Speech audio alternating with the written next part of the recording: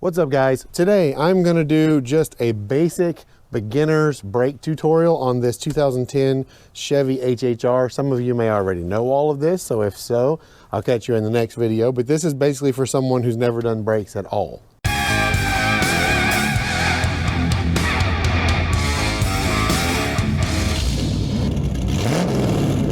So this is a really standard brake setup.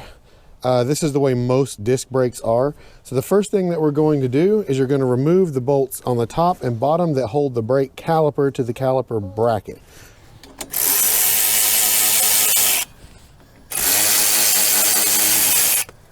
On this car, those are 14mm bolts, but they may not be that size on your vehicle. Now you're going to pull the caliper off and just sit it up here out of the way. Now the caliper is actually the hydraulic component that applies the brakes. When you push the brake pedal, it forces fluid into this area right here, which pushes this piston out, and that's what clamps the pads together on the rotor to slow the wheel down. So once you've got that propped up out of the way sufficiently, you're going to just pull these brake pads out of their bracket, and then you want to look at these for things like evenness of wear. If you've got wear over here more than over here, that's a problem. Or if you got one pad thicker than the other, that's a problem. These don't look too bad, so we're not too worried about that. So the next thing I'm going to do is remove the bracket, which is just 2 more bolts back behind here. In this particular instance, they are 15s.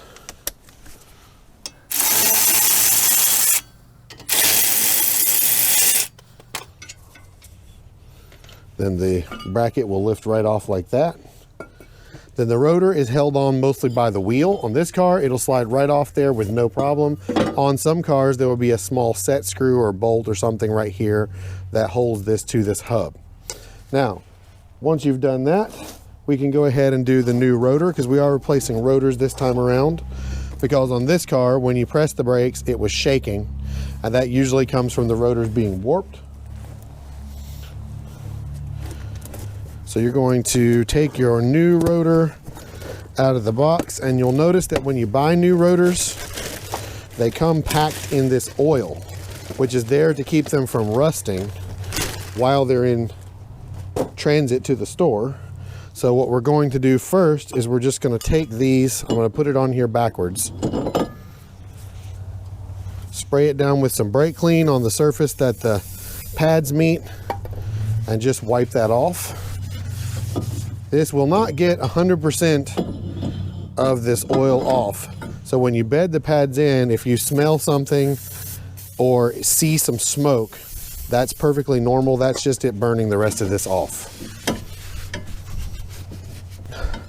Once you've got that on there, if you want to make it a little easier for yourself, you can take one of the lug nuts and run it back down. Usually upside down is the fastest, just to hold that still while you're lining everything up. Then you're just going to take your bracket, and we're going to just take a small wire brush and clean this out, just to make sure that you don't have a lot of brake dust in there causing anything to get stuck.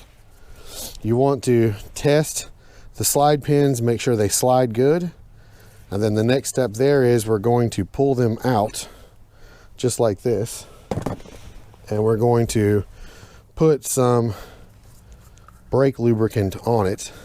I do recommend using lubricant actually made for brakes. Any auto parts store should have these. If you can't find it, just ask. So we're just going to lube that up really well and put it back in. It should feel smooth. It should not resist sliding. If it does, make sure you clean it up and lubricate it better.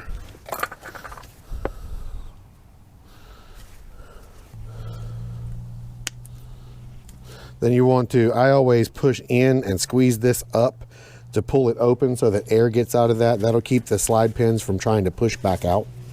Then you're just going to take some brake lubricant and get it into this area right here, because the pad will need to slide back and forth in this bracket, and that will just keep it from getting stuck or having any trouble sliding. You don't have to go crazy with the lubricant, as long as you've got enough to do the job. Any more than that, you're just making a mess, essentially. On this particular car, I am going to add a little bit right here, because occasionally that will actually touch the caliper, and I don't want it making noise if it does and if it slides past it. Then we're going to take the bridge, also known as a caliper bracket. I've heard them called both. And you just sit it back on here, take these bolts and run them back in. If you know the factory torque spec for your car, by all means use it, because the more even they are, the better. If you don't, just try to make sure that they're good and tight and that they are about the same by feel. Then we're just going to take the new pads and put into the bridge. Now on these pads, and not all of them are like this, a lot of pads have this wear indicator built onto them. These you actually have to put on there. They just snap onto the corner like this. And those wear indicators are just there to contact the rotor when the pad starts to get very thin and make noise, so that you're aware that there's a problem. So with that on there, we're just going to put both of these in the bridge like that, push them up tight against the rotor. Then you need to compress this piston on the caliper. I'm going to be using this tool to do that, but you could also use a large pair of pliers and squeeze this way. There's a lot of different ways and a lot of different tools, but with this particular one, you have to actually put a pad back, and then this just forces it back in like this.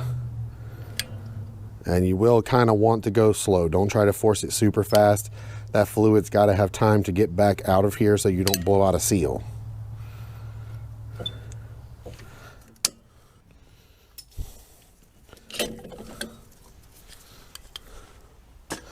Then if this dust seal pops up like that, you want to push it back just to get it out of the way. Once you've done that, make sure you don't twist this line. I've seen people will take these and put them up here, then they'll try to flip them over the same direction. And if you kink this bad enough, it will pinch off the fluid's ability to get in and out. So make sure you put it back the same way you took it off. Then you're just going to put the caliper back over the pads and the bracket, line up the upper and lower caliper pin bolts right here. And then the same rule for these as the lower bolts, with the one exception that, do remember, if you don't have the torque spec, that these are smaller bolts and cannot be torqued as tight as the ones on the bottom. So don't go too crazy with it. Once you've got that on there and you see everything is sliding good, you're basically done. At this point, you just need to put the wheel back on. Definitely torque the wheel in the correct pattern, which for a 5 lug like this is here, here, here, here, here. And always torque wheels to the manufacturer spec, because if you don't, you are likely to have uneven pressure on this rotor and cause warpage again the first time it gets hot.